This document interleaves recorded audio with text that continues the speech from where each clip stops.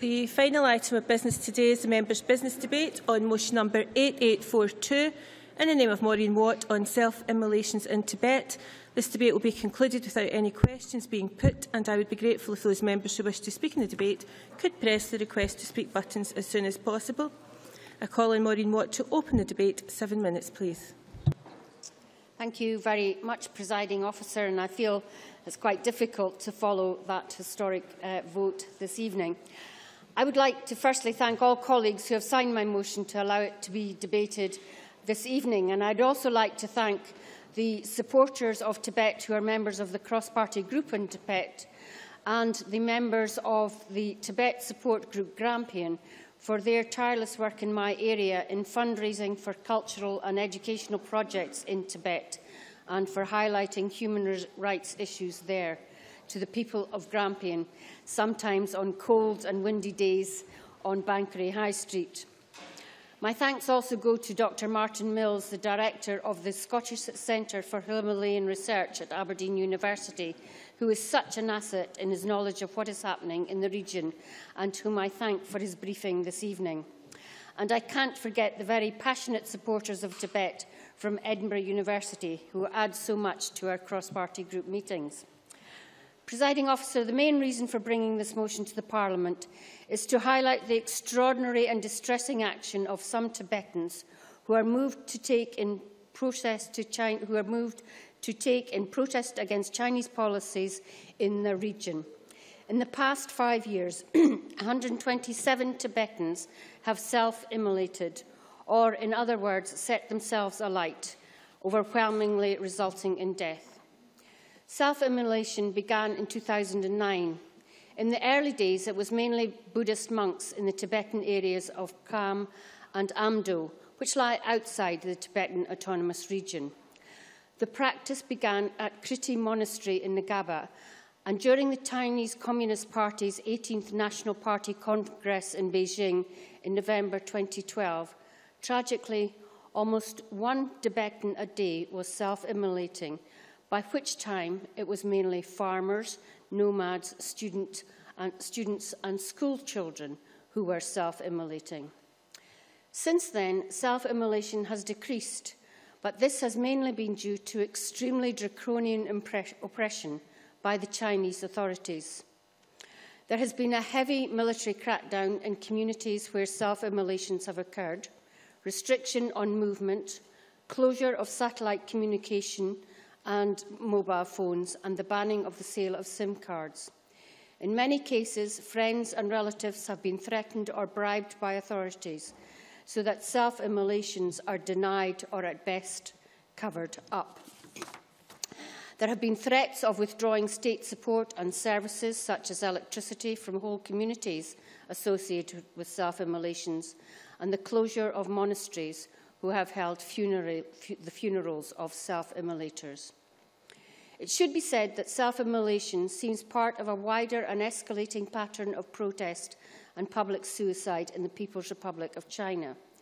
But in Tibet, these protests are seen by the Chinese authorities as splittist or about sovereignty, and this has led to the collective punishments, as I described, and the application of the crime of intentional homicide to all those aiding, abetting, encouraging, or even photographing self-immolation. There has been widespread communications blackouts and the imposition of prison sentences for disseminating information on such protests. As only 4% of any self-immolation protests have involved a demand for independence, what is then driving people to do this?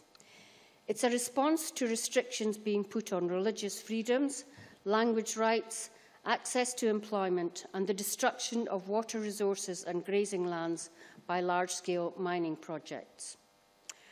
Restrictions on Buddhist religious life remains one of the dominant bones of contention in Tibetan areas, with the day-to-day management of Buddhist monasteries increasingly dominated by party officials, and the imposition of restrictions on large religious gatherings. Language restrictions exist as Tibetan has been increasingly phased out as the language of instruction in Tibetan state schools, hence the self-immolation by students and, distressingly, school children. Pollution of water resources and grazing lands have been the result of the substantial growth in the mining of oil, copper and gold resources, which has also resulted in the large-scale relocation of populations. Airport construction has also attracted self-immolation alongside other forms of protests, as the construction of Ganan Airport, for example, has been resisted because it has involved building on a mountain sacred to local Tibetans. The Chinese government has been encouraging unrestricted migration into the Tibetan region, and this has been particularly noticeable in urban Lhasa. In reading up for this debate, I was struck by the writing of Tessering Muser, an ethnic Tibetan human rights activist educated in Beijing, who, as a result of her abilities in Mandarin and English, has been able to communicate to the outside world the plight of her people and what she calls the Chinese government's attempts at beautifying Lhasa, the Tibetan capital, which sees modern infrastructure built at the expense of the city's historical architecture. Muser has called on UNESCO to stop the destruction of the ancient city of Lhasa, which is part of the destruction of the traditional Tibetan landscape, environment and culture. Presiding Officer, Cabinet Secretary, there have been many delegations led by the First Minister, Cabinet Secretary, yourself and other members of the Scottish Government to China. How can we persuade the Chinese authorities that repressions of culture is not a sustainable way forward in any culture or any country?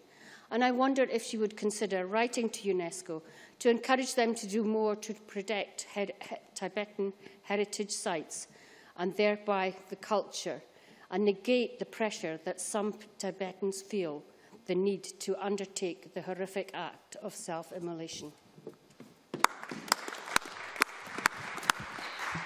Thank you very much. And I now call Anne McTaggart. Speeches of 4 minutes, please, to be followed by Jamie McGregor.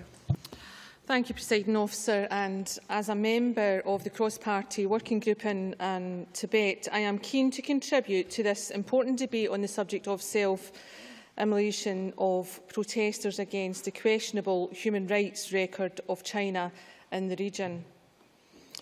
I would like to thank Maureen Watt for securing parliamentary time to consider the significant issues raised in the motion and for her long-standing record of campaigning on human rights, breaching of which she should be rightly proud. And I'm so sorry because I've forgot my written speech and I'm doing it from my phone. So you'll have to bear with me. The practice of self-immolation is something that I have been increasingly aware of through my work with the committee, and I understand that there has been recorded 127 instances of self-immolation in Tibet since 2009. In many cases, this form of protest is fatal and illustrates the increasing desperation of Tibetans who have suffered extreme oppression at the hands of the Chinese government. Perhaps most concerning is the efforts undertaken by authorities in the region to conceal the true number of recorded self-immolations so that the world cannot comprehend the scale of unrest in Tibet.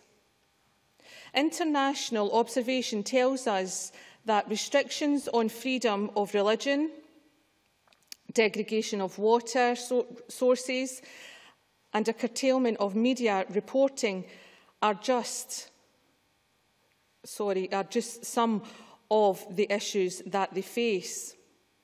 It has also been reported, as Maureen Watt had mentioned earlier, it has been reported that family members of those who have self-immolated face criminal charges through their association, and that even witness to the events can face serious punishment from the Chinese authorities. It is clear that There is an emerging international consensus to improve the lives of those living in Tibet and to hold China to account for its human rights record in this region. It is only through a greater understanding of the events that are taking place in Tibet that we will be able to build a coalition of resistance against oppression and state interference in the lives of those living there. I acknowledge the excellent work that has been carried out by the Centre of Himalayan Studies at the University of Aberdeen and the Grampian Tibet Support Group to highlight the extraordinary human rights abuses that often go unnoticed in the region. It is work like this that will be instrumental in highlighting the daily struggles of Tibetans and can be part of the wider efforts to bring about the sustainable solution in continuing abuses of the Tibetan population by the Chinese authorities. And thank you again, Maureen-Watt-MSP, for bringing this to the Parliament, and sorry again for reading it from my phone and not my paper copy. Thank you. Thank you very much. I now call Jamie McGregor to be followed by Alison Johnston. Thank you, Deputy Presiding Officer. I thought we were going to have our telephones switched off. I would firstly like to congratulate Maureen Watt on securing time for this motion and for raising what is indeed a very important issue that rightfully really needs to be debated. As we are all aware, the situation in Tibet has for a long time been very unstable, and recent increases in self-immolations and subsequent actions taken by the Chinese authorities mark a further decline in the region, which is highly unfortunate. I would like to echo the words of Hugo Soir, Foreign Office Minister, when calling for unrestricted access for international media, diplomats, help organisations and charities to Tibet, because transparency in Tibet and access for the surrounding world can have a cooling down effect on both sides, and this might be able to de-escalate the situation and prevent this tragic loss of life. Reports point out that the majority of recent self-immolations are the result of everyday oppression of the right to practice their religion and for severe restrictions on the usage of the Tibetan language. As the Tibetan people is a minority group in China with a distinct language, cultural heritage and religion, they are, by international law and conventions, protected against discrimination and to be allowed to practice their own religion. This is clearly set out by both the UN Charter and the Vienna Declaration. And with respect, it is deeply regrettable that the Chinese authorities clearly seem to be ignoring even the most basic human rights of the Tibetan people. With China's recent election to the United Nations Council of Human Rights, I sincerely hope to see a changed approach from the Chinese authorities towards the Tibetans. Furthermore, I strongly believe that the respect of the universal human rights will lay an important cornerstone towards stability and harmony in the region, something Tibet and its people rightfully deserve. China's rise to being one of the great powerhouses of our age is truly remarkable. However, history has shown time and again that without social progress, economic growth and the consolidation of this growth will not be sustainable. By respecting the human rights of not only the Tibetans, but all the ethnicities within its vast borders, China will remain an economic powerhouse. This is surely in China's own interest, but could also help in stabilizing the whole region, which without doubt will be in the interest of us all. The suffering of the Tibetan people must come to an end. Mighty China should ensure that all its citizens have the rights they deserve. Both sides should refrain from violence and extreme forms of protesting so that any further loss of life can be avoided. I'm convinced that if the Tibetans, with their age-old culture, and the Chinese work together as equals, great things will be achieved.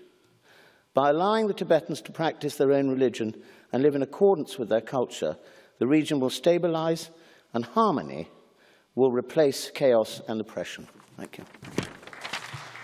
Thank you. Just before we move on, I should clarify that the presiding officer has ruled that electronic equipment can be used in the chamber to aid speeches. The discourtesy would be in using electronic equipment for other purposes. Alison Johnson, to be followed by Roderick Campbell. Thank you, presiding officer. I'm very pleased that we're having what I believe is the first debate on Tibet in the Scottish Parliament, and many thanks to Maureen Watt for bringing this important issue to the chamber, and thanks to all those who campaign on these issues. The cross-party group on Tibet have published an extremely detailed and helpful briefing, and the difficulties of obtaining much of this information must have been vast, both logistically in the face of a communications blackout and emotionally in the face of this distressing topic. What I was most struck by in the briefing is the fact that these self-immolations aren't an irrational or spontaneous form of protest. People may have felt desperate, but they've thought long and hard about their options. They are people who have planned their self-immolation, often in great detail, and who feel that this is the best option available to change the appalling situation they and their friends and family find themselves in. The self-immolations have been in response to the huge human and environmental costs of large-scale mining operations, the replacement of Tibetan language with Mandarin in schools, and severe restrictions on Buddhist religious life. The briefing for this debate describes the lack of religious freedom as the linchpin of Tibetan protest and the central focus of Tibetan self-immolators' grievances. The spike in self-immolations at the time of the National Party Congress, when power was handed over to the new generation of leaders, demonstrates also how politically aware the protests are. 27 people self-immolated almost on the same day. And it's very difficult for us to imagine what it's like to decide that self-immolation is the best course available to you. But that demonstrates the extreme stress and the repressive conditions Tibetans are living under. The other striking thing about these protests has been the state response, the attempted information blackout, and the attempt to portray protesters as manipulated victims or mentally ill. Protests have been followed by a police crackdown, mobile phone networks have been shut down, internet cafes closed, satellite dishes destroyed, all to prevent communication. Garty Jigme, a monk and author, was sentenced to 5 years in prison for drafting a book about the self-immolations. Laws have been passed to criminalise self-immolators' friends and families in an attempt to brand the protesters as victims of coercion. And the charge of international homicide, referred to by Maureen Watt and in the motion, has been used against monks who are said to have encouraged self-immolation and people who have uploaded pictures after the event. And how should we react to this? What should we in Scotland do? China is a major growing trade partner. The Scottish Government celebrated Chinese New Year by announcing Scottish exports to China worth £560 million in 2013. We should ensure that we use these important trade links to promote human rights. Scotland is rightly proud of its internationalist outlook, and we should make use of this to create a positive impact on people's lives. I know that respect for human rights and the rule of law is seen as a guiding principle in the government's China strategy, and I would like to ask the Minister to elaborate as far as she can on how this principle is embedded in the Scottish Government's relationship with China. I also hope that the Government will be open to receiving any Tibetan political leaders who visit Scotland in the future. We're a small country, but an internationalist one. We should be supporting human rights at every turn, in Tibet today and in the rest of China too, where many people face similar problems, not less the Uyghurs in northwest China. Thank you. Thank you very much. And I now call Roderick Campbell. Thank you, Presiding Officer. I refer members to my register of interest as a member of Amnesty International. I welcome the opportunity to speak in this debate tonight, and I congratulate my colleague and co-member of the cross-party group, Maureen Watt, on bringing the debate to the Chamber. And like Maureen, I'd like to thank the Edinburgh University Tibet Group for their work in connection with the cross-party group. Like many others, I was pleased to see the UN Human Rights Council discuss the situation in Tibet back in October. And as Maureen Watt has indicated, 11 countries at that summit, including the UK, urged China to make improvements in terms of respecting the human rights of the people of Tibet. It's been only 4 months since that call was made, so it's difficult to tell whether it's made any impact. But judging by the Chinese government's response, it's not taken that criticism well. Within days of the summit in October, the Chinese government accused the international community of trying to politicise human rights and said, quote, "The best persons to know human rights in China are Chinese." In this war of words, it's essential to be able to see both sides of the story. That certainly doesn't mean the Tibetans' plight is in any way more tolerable or that there's an easy solution to be found. But from the Chinese point of view, Tibet is and always has been part of the People's Republic of China, and China therefore feels it should have a say in the Tibetan system of government, including the selection of Dalai Lamas, of whom the Tibetans traditionally believe to be a reincarnation of the previous Dalai Lama. This is often portrayed as a battle for Tibetan political independence. That view would seem to be mistaken, according to the Dalai Lama himself, who said on Sunday, quote, "A non-violence method cannot have a one-side victory and one-side defeat. Then confrontation will come leading to violence. With this belief, we are not seeking independence from the People's Republic of China." The heart of the problem, therefore, is not a simple matter of political sovereignty, but rather China's oppression of Tibetan culture, traditions, and structures of semi-autonomous government. As a highly centralised, nominally communist state, that China should be accused of an aversion to cultural and political diversity by pushing for uniformity across its territories is hardly surprising. But there is never any excuse for abuses of human rights. Established codes that are accepted by a vast majority around the world as basic standards for human decency and compassion. Self-immolation is a horrific and desperate cry for help that those fortunate enough to live in a democracy can hardly begin to understand.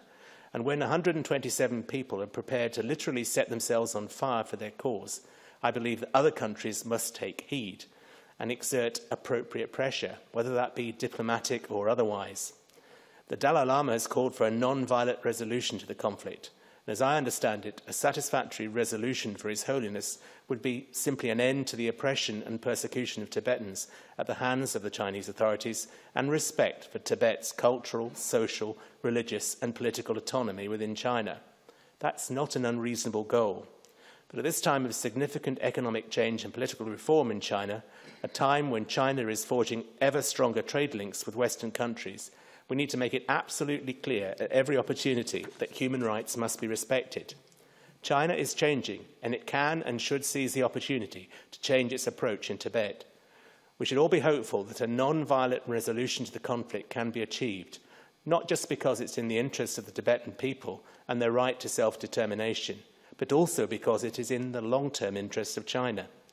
Instead of being seen as a sinister oppressor of diversity, China will then become a respecter of human rights, a responsible global citizen with whom the international community will have no reservations at doing business. Respecting the rights of the Tibetan people to celebrate their own culture and organise freely will benefit, as I said, Tibet and China alike. The first step on that path is clearly an end to persecution. With persistence and dedication, I'm sure we all hope that that sensible message will finally take root in Beijing. Thank you, Presiding Officer. Many thanks, and I now invite Fiona Hislop to respond to the debate. Cabinet Secretary, 7 minutes, please. Thank you, Presiding Officer. Firstly, I'd like to thank the members for their contributions to this important debate. There is worldwide recognition of Scotland's commitment to democracy, the rule of law and fundamental human rights, all of which I'd like to bring to bear on the debate today. Scotland uses its international engagement as an opportunity to help increase respect for and understanding of human rights worldwide, not through lecturing but through pragmatic discussion with our international partners about how we can support their progress towards being states which respect and progressively realise human rights. In relation to the issues raised by the motion, I note that there are widespread and long-standing concerns in Tibet around a range of issues: freedom of religion, linguistic rights, access to employment and the right to water, ably set out by Maureen Watt in her contribution. And let me be clear that the Scottish Government condemns human rights abuses wherever they occur, and upholding basic civil and political rights is a core duty of the state, and individuals must be free to celebrate their cultural traditions and demonstrate their faith in any society. The Scottish Government is committed to engaging with the Chinese Government on the issue of human rights as part of our overall engagement. For it is only through engaging with China that we can expand our relationship to bring benefits to both countries, to help bring positive change to human rights throughout China, and hope to solve global challenges like climate change and poverty. China's 5-year plan outlines ambitious plans for balanced and sustainable economic growth, promoting social equality, environmental protection and energy conservation. And in developing the Scottish Government's own China strategy, I was keen that it should complement China's own plan for growth. And that is why respect for human rights and the rule of law is one of the 4 guiding principles, as Alison Johnson set out, that we set out up front in our China strategy. And these principles will underpin all of Scotland's dealings with China. Scotland is justly proud of its reputation for ethical business practices and knows that human rights and the rule of law are key to long-term economic success and social stability, a point I think made by Jamie McGrigor in his remarks. Through adherence to the guiding principles of the China strategy, we will continue to support China's process of modernisation and internal reform and the needs to balance the demands of economic development with social justice. I was greatly saddened by the disturbing reports that at least 127 Tibetans have self-immolated, often fatally since February 2009. Self-immolation is a dramatic and desperate gesture, and we would urge the Chinese Government to work with local monasteries and communities to resolve the underlying grievances which have led to these self-immolations. And we will call upon all parties to engage in substantive dialogue to address Tibetan concerns and relieve tension. Where the Scottish Government has human rights concerns, we have and will continue to raise them. When the First Minister was in Beijing in 2011, he spoke in the Communist Party Central School about Adam Smith and the lessons he had to teach us on modern-day issues such as climate justice. We have taken practical action to support this agenda in the form of a £3 million climate justice fund, and will continue to demonstrate leadership in championing climate justice at home and abroad. On his most recent visit, the First Minister used again the philosophies of Adam Smith to argue that social progress must accompany economic progress. In a speech to the prestigious Tsinghua University, the First Minister said that the balance between the 2 approaches in Smith's The Wealth of Nations and the theory of moral sentiments demonstrate that the social cohesion brought about by a fair society is crucial to building economic recovery that is both sustainable and balanced. And Maureen Watt made a point, an important point about UNESCO heritage, and I will consider what can be done in that regard. And on Tibet specifically, when Cabinet Secretary for Education, I raised the Scottish Government's concerns about freedom of religious expression and transparency and access raised by Jamie McGrigor in the situation in Tibet during a meeting with China's Vice Minister of Education when I was there, and then again in my current role in a meeting with the Chinese Consul General in May 2012. Part of the conversation about human rights often takes place between states, but engaging with the international human rights system is also a key part of the process for any modern, responsible nation. Scotland has welcomed this scrutiny through the UN's Universal Periodic Review of the UK's observance and implementation of international human rights standards in 2012. Through that process, the members of the UN Human Rights Council have noted and welcomed our strengths, as well as identifying areas where further progress might take place. China has recently gone through that very process. The fact that China submits itself to this form of international scrutiny is encouraging, and I am hopeful that it will see positive developments in China as it takes on board and seeks to implement the recommendations it has accepted. All countries across the world are grappling with how they might ensure better protection, respect and realisation of human rights. Scotland is no different. Members will recall the launch of and debate of Scotland's first National Action Plan for Human Rights on the 10th of December, International Human Rights Day. A key pillar of the plan is a better world, delivered through ensuring Scotland gives effect to its international obligations at home and abroad, and that we respect, protect and fulfil human rights in our international action. In Scotland and overseas, the Scottish people do things differently, not merely because we can, but because we want to. We are a modern, responsible nation, preparing to join the global community of nations as an equal member. The Scottish Government is committed to creating a Scotland that realises human rights, and for Scotland to play its part to create a world where the human rights of all are protected, respected and realised. We want to have a different conversation here. Scotland has a good story to tell and best practice to share with the rest of the world, just as much as we have much to learn from others. Thank you very much for bringing this important debate.